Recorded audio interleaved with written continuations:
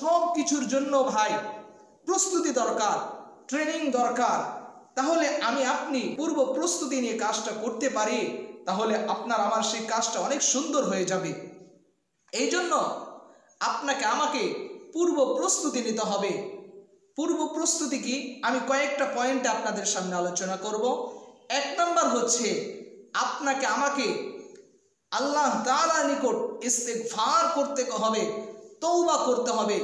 ইয়া আল্লাহ তাআলা নিজেই কোরআনে বলেছে, ইয়া আইয়ুহাল্লাযীনা আমানু তুবু ইলাল্লাহি তাওবাতান নাসুহা, তোমরা আমার কাছে তওবা করো, খাঁটি নিয়তে তওবা করো, ইখলাসের সাথে তওবা করো। ওই রকম তওবা যদি আমি আপনি করতে পারি এবং আমার জীবনের যে গুনাহগুলো হয়ে গিয়েছে সেইগুলোর জন্য রোনাজারি করতে পারি, তাহলে আল্লাহ তাআলা আপনাকে আমাকে ক্ষমা করে দিবেন। এবং এই ক্ষমার মাধ্যমে আমি আপনি যদি এই রমজানটাকে শুরু করতে পারি, রমজানের শুরু দিন থেকেই যদি আমি আপনি ইবাদত করা শুরু করে দেই, তাহলে আপনার আমার জন্য জীবনের টার্নিং পয়েন্ট হয়ে যাবে। এটা আমার জন্য আপনার জন্য শ্রেষ্ঠ রমাজান হয়ে যাবে। এই জন্য আপনাকে আমাকে প্রথম আমার আপনার পূর্ব প্রস্তুতি হবে, 1 নম্বর তওবা করতে হবে, ইস্তিগফার করতে হবে। 2 নম্বর যে বিষয়টা হবে সেটা হলো কোরআন ও হাদিসে যে ফজিলতের কথা এসেছে সেই ফজিলতগুলোকে আপনাকে আমাকে বেশি বেশি পড়তে হবে, বেশি বেশি জানতে হবে। তাহলে আপনার আমার মাঝে ইবাদত করার যে স্পৃহা জেগে উঠবে। 3 নম্বর যেটা হলো, যদি আমার আপনার জীবনে কোনো রোজা কাজা হয়ে থাকে, সেই রোজাগুলোকে আমরা কালকের আগে কি করব, যদি একটা থাকে তাহলে আমরা কাজাগুলো আদায় করে দিব, আর অন্যথায় যদি বেশি থাকে তাহলে ইনশাআল্লাহ আমরা রোজা শেষ হওয়ার পরে আবার পুনরায় এই রোজাগুলোকে কাজা করব। 4 নম্বর যে বিষয়টা হচ্ছে আমি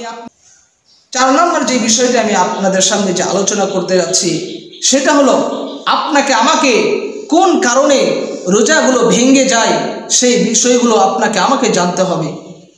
আপনাকে আমাকে জানতে হবে কি কারণে আমার রোজাগুলো অসম্পূর্ণ হয়ে যায়, কি কাজ করলে আমি আপনি এই রোজাগুলোকে পঙ্গু করে ফেলি। এই বিষয়গুলো না জানলে আপনার আমার রোজাটা পরিপূর্ণ হবে না। মানুষের দেহে যেমন যদি হাত না থাকে তাহলে সে বিকলাঙ্গ হয়ে যায়, এমনটাই রোজা আমি আপনি যদি আল্লাহর হুকুম অনুযায়ী নবী সাল্লাল্লাহু আলাইহি ওয়াসাল্লাম যেভাবে আপনাকে আমাকে দেখিয়ে গিয়েছে, যেভাবে বলে গিয়েছে, সেইভাবে যদি আদায় না করি তাহলে আপনার আমার রোজাটাও বিকলাঙ্গ, অর্থাৎ আপনার আমার রোজাটা পরিপূর্ণভাবে হবে না, আর আমি ওই প্রতিদান পরিপূর্ণভাবে পাবো না। এই জন্য আপনাকে আমাকে পুঙ্খানু বিষয়গুলো জানতে হবে। কি করলে আমার সওয়াবটা বেশি হবে, কি কাজ করলে আমার রোজাটা ভেঙে যাবে, কি কাজ করলে আমার রোজাটা অপূর্ণ হয়ে যাবে। এরপরে বিষয়টা হচ্ছে আপনাকে আমাকে আল্লাহ তাআলার কাছে বেশি বেশি দোয়া করতে হবে, বেশি বেশি ইস্তিগফার করতে হবে।